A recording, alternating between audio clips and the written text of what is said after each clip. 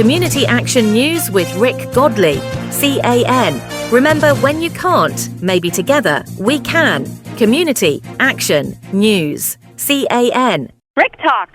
Welcome in, ladies and gentlemen. I'm Rick Godley, the director of the Lincoln Parish Museum. And today we're going to find out some information about another community activity, and it's called the Willie Belton American Hero Hunt. Willie Belton American Hero Hunt. This is going to be the fourth one, and we're going to be talking with John Belton. We're also going to be talking with David Chrisman and how you can get involved. Now, the event is going to be set for October 9th in the Ruston Civic Center. More details on the way, but John, I presume that the Willie Belton has some relation to John Belton. Why don't you fill us in on that detail? Well, thank you, and thank you for having us. So the Willie Belton was my father. He served in a career in conflict in the 1950s, where he was wounded, shot and wounded, saving another soldier. He was given, of course, the Purple Heart and the Bronze Medal for bravery. And so my dad and I were very, very close. And he's my hero in so many ways. Mm-hmm. He taught me the love of country, the love of freedom, and so I wanted to honor him, but in another way.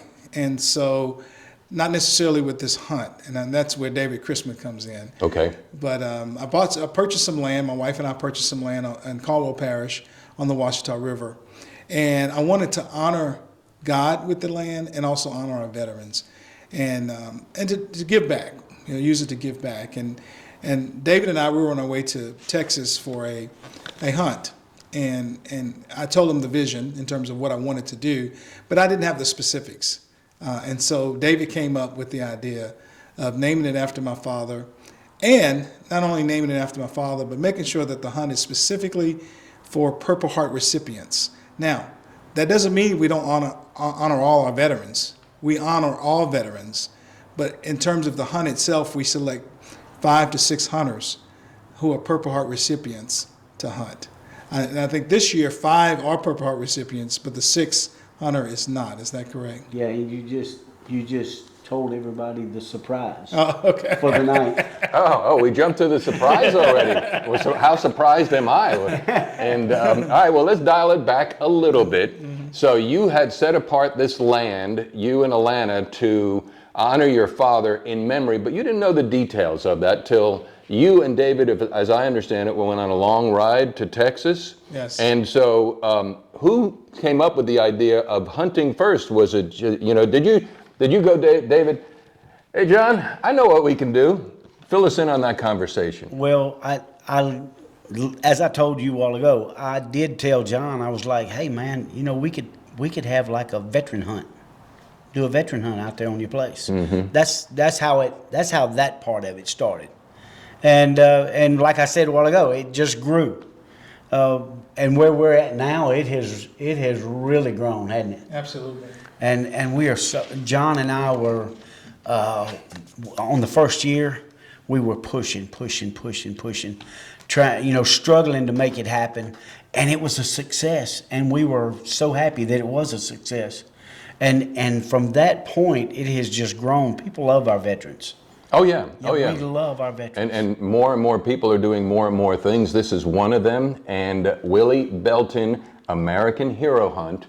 And there is going to be a banquet. It's going to be October 9th. It'll be in the Ruston Civic Center. Yes, there are table sponsorships. Yes, there are premium table sponsorships. It's only going to be $50 a person, and you can pay at the door. But if you're so led to so do and say, I want to invest in this vision, because some people already have and more are coming, you're going to be the point man, right? I'm going to be the point man. So you give them the number to reach out to you.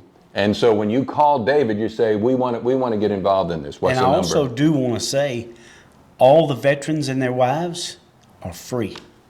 They don't pay a dime to walk through that door, and Chancey Neal is going to be singing for us. It doesn't cost them a dime to eat and listen to the music. So you don't want to give your phone number, because I know people are out there wanting to give you some. Sorry. No, you're fine. Rick. You're fine. 318-245-2883. 318-245 $28.83 for a premium table sponsorship, a corporate table sponsorship, and all veterans are free. I did not know that. Yeah. 5 till 9, Ruston Civic Center, October 9th. Let's go back to Willie Belton. Give us more about him besides, and tell us more about your family, John, coming up. Were you an only child? And so obviously this father made an impact on you in many ways, but talk about the family and the upbringing of Willie, so much so that, you know, let's get real, not everybody has a treasured fondness for their father, but you obviously do. Talk about him and brag about him. Sure. So my father grew up very, very poor in the 1930s during the Depression years. He often would tell the story how he would wake up in the morning, he could see the sun, and when it rained, they had to put a bucket down, and the floors were dirt. There were 12 kids, very poor. His father worked on the railroad for $1 a day. His mother was a housekeeper. And so it was very, very tough. And so he decided to enter into the military at a young age. I think he was 16 years old. And as you and I both well know, that was not unusual back then. And so he wanted to be able to help his parents provide for the younger children. And so he sent his entire check from the military back home to his parents, along with his brother, Eldridge Belton, who also served in Korea and Vietnam, and he also gave his check back to his parents to help the kids until he got married, so he had to take care of his home. But my father was just all about giving. He had a giving heart. My father would give his last shirt to anybody, and that's the way he's always been. He was always that way, and I learned that from him. My mother was a very giving person. She was a school teacher, and in fact, he married his homeroom school teacher because he went to the military. He came back. He had not finished high school, and so he was the same age of my mother, who had just finished Southern University and got a job in Basel, Louisiana, Evangeline Parish, is where I grew up. And so they were the same age, and so he was not embarrassed at all about going back to school, being 21 years old, knowing that he was like a grandfather to most kids there, but he wanted to make sure that he set an example for his kids to be.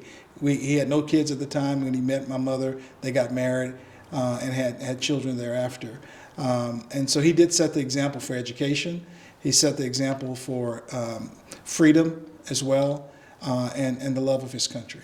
You know, you said two things. One, he was 21 when he went back to high school, enlisted at 16, so and he would give you the shirt off his back. Well, you don't get a Purple Heart for just planting daffodils. You risk your life, so that's proven. But think about what he went through at such a young age, too. Yes, yes. The Purple Heart. So where did that idea for the Willie Belton American Hero Hunt, is it 5 a year that you do, or are you going to be doing more? I mean, It's 5 a year. 5 a year. And of course, we're going to do a raffle for the veterans who are there. It's a surprise. It was a surprise. It's not now.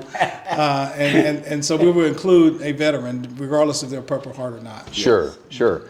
All right, and the best way for people to enroll, or I don't want to use the word enlist veterans. That could be triggering.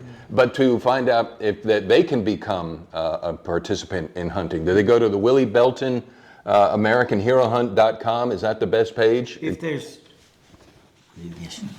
If there's somebody out there that feels like their loved one or friend or somebody that they look up to feel like they have a Purple Heart and they might want to go hunting with us, because we don't force anybody, push anybody to go. But if you want to sign up, give me a call. I'll put you in touch with my guy, and we'll sign you up. Guest speaker of the night is going to be General Wayne Patterson, Army Ranger, retired. How do you know him? Who got him? Did Jonathan Ware get him? Yes. Yeah, Jonathan Ware got him. Okay, Jonathan got. Yeah, Jonathan Ware works for Enviro up in Sure. Charlottesville. They do a lot of work for the communities. All right, so October 9th, Ruston Civic Center, 5 to 9 p.m. All veterans and their wives are free. Absolutely. What's the capacity in that place? You may be overrun. We may have to fall outside. No, that's right. Yeah. But sponsorships are available right now, October 9th. You want to get in touch with David, 318-24, check it, 245-2883, 318-245-2883. Anything else we can say to make this, I think John has a...